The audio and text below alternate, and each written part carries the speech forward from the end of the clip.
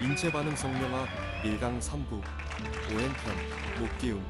이번에는 오행에 대하여 강의하는 시간입니다. 먼저 오행을 설명하고 목기운을 세부적으로 설명해 드리겠습니다. 인체 반응 성명학과 사주명리학을 공부하기 위해서 자연원리의 음양오행은 기본으로 터득해야 합니다. 그렇다고 어려운 것은 아닙니다.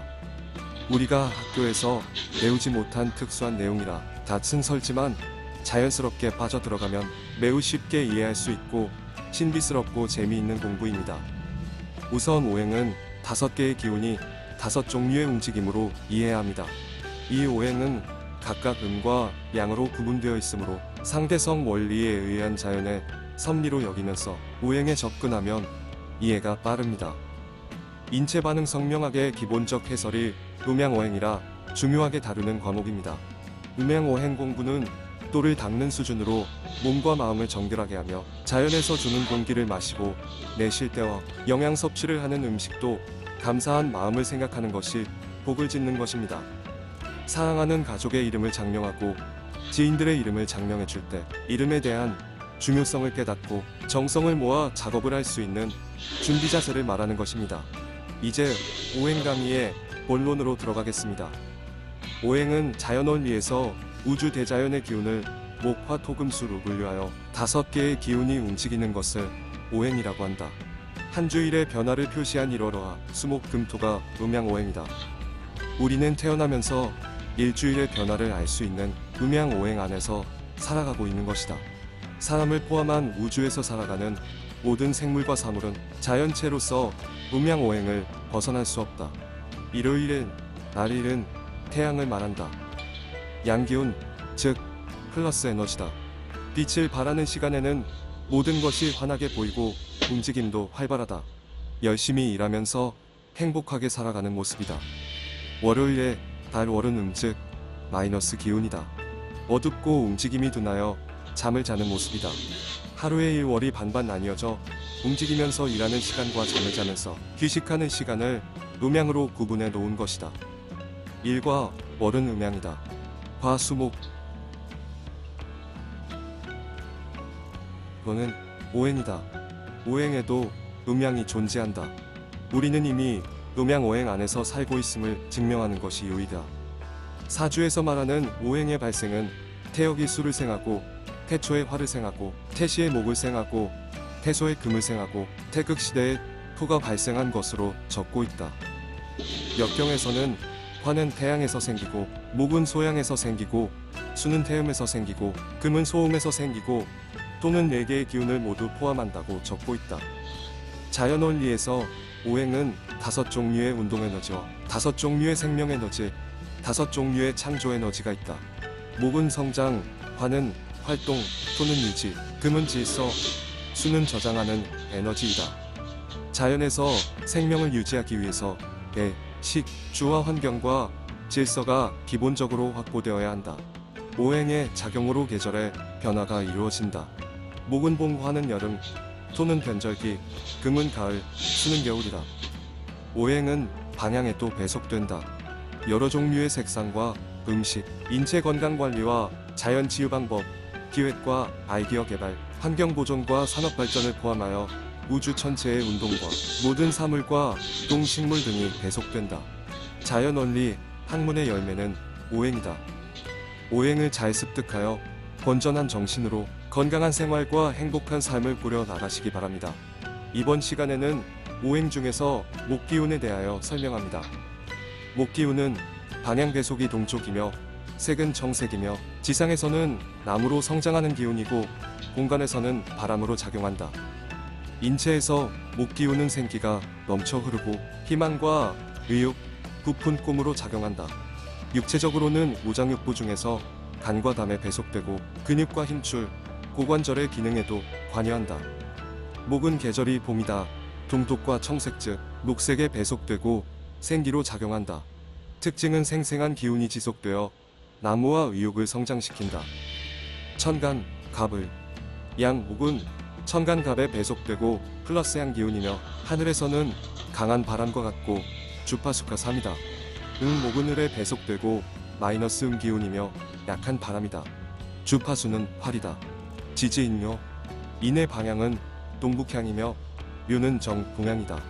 지지에서는 양목이 인에 배속하고 플러스 양기운이며 땅 위에서 고목나무와 같고 주파수 3이다. 음목에 배속된 묘는 마이너스 음기운이며 어린 나무, 넝쿨과 같다. 주파수는 8이다. 목은 자연 물체로는 나무이다. 양목과 인과 음목을 묘로 구분된다. 양목은 고목이고 음목은 새싹이며 줄기와 같다. 양목은 마른 나무이며 음목은 생생한 나무이다. 계절로는 봄이고 자연현상으로는 바람이다. 색으로는 녹색이며 물리적인 기능으로는 물을 상층부로 끌어올리는 양수기의 펌프 기능에 해당된다. 봄철에 수분을 끌어올려 가지와 줄기에 양분을 공급하는 기능이 목의 대표적인 기능이다. 인간의 생리적 기능으로는 성장하는 모습이며 의욕이 넘치고 희망찬 미래를 꿈꾸는 모습이다. 교육 환경에서는 문학, 시, 소설, 색채 등이다.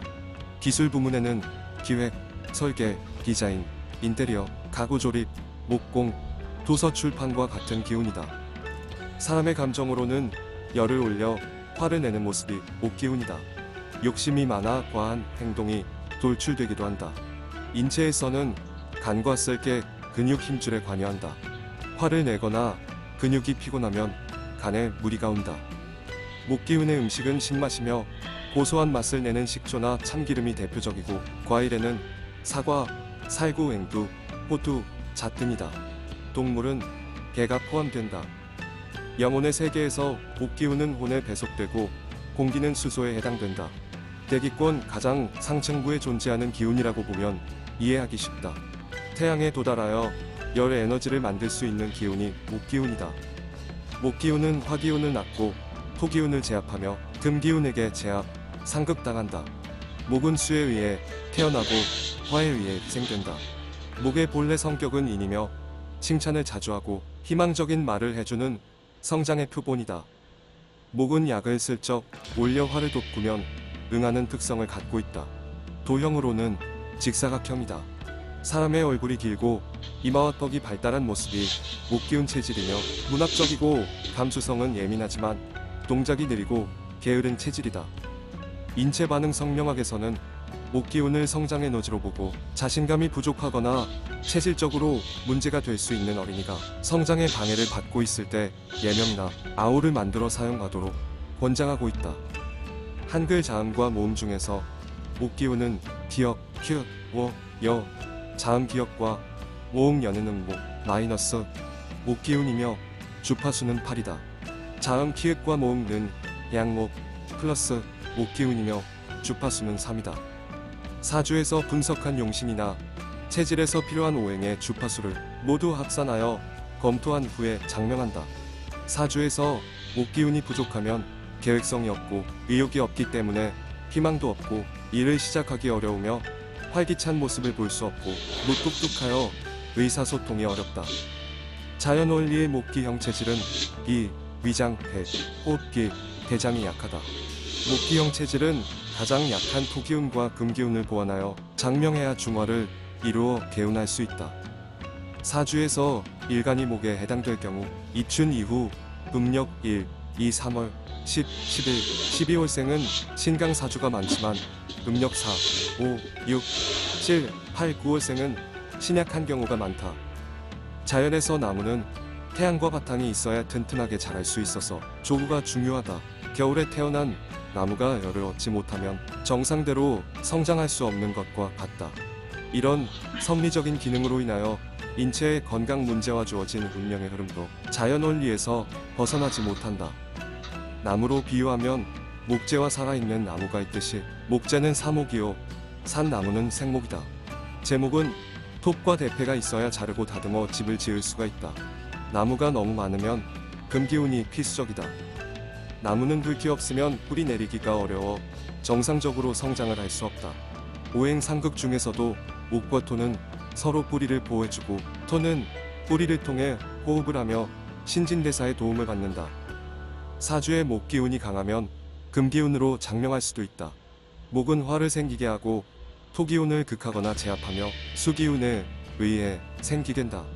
목기운의 모는 수기운이요 자는 화기운이다. 처음 강의를 듣는 분의 이해를 돕기 위하여 목기운에 대한 여러 기능과 원리적인 사항이 반복되었습니다. 참고하시기 바랍니다. 좋아요와 구독을 한 번만 눌러주시면 영상 제작에 도움이 됩니다. 끝까지 시청해주셔서 감사합니다. 건강과 행운이 가득하시길 빕니다.